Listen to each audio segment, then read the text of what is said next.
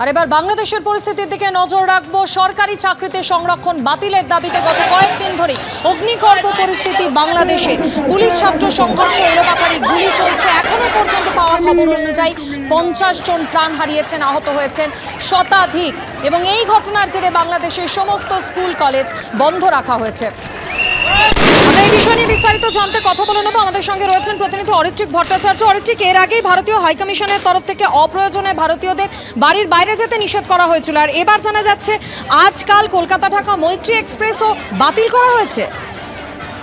একেবারেই তাই। দেখো, আজকেই কলকাতা থেকে যে মৈত্রী এক্সপ্রেস ছেড়েছিল ঢাকার উদ্দেশ্যে, সেটা কিন্তু এই যে গন্ডগোল চলছে তার জেরে অনেকক্ষণ আটকে থেকেছিল।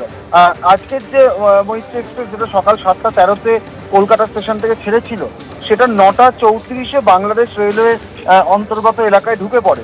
তারপরেই 9:45 নাগাদ দর্শনায় ট্রেনটি আটকে যায় এবং সেখানেই বেশ কিছুক্ষণ ট্রেনটি আটকে ছিল। তারপর প্রায় 12:20 পর দর্শনা থেকে সেই ট্রেনটি আবার যেতে শুরু করে।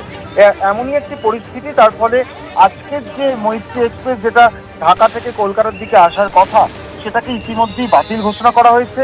এবং লিঙ্ক ট্রেন না থাকার কারণে আগামীকালকে যে মৈত্রী এক্সপ্রেস, যেটা সকালবেলা কলকাতা স্টেশন থেকে ছেড়ে ঢাকার দিকে রওনা দেওয়ার কথা, সেটাকেও বাতিল ঘোষণা করা হয়েছে।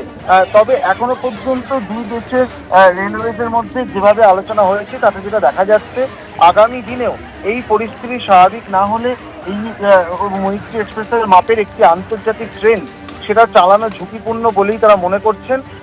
তার ফলে আরও এই বাতিল তালিকা বা বাতিলের দিন দীর্ঘতর হতে পারে।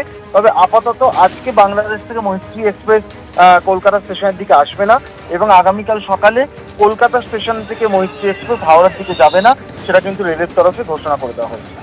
ধন্যবাদ অরিত্রিক। গত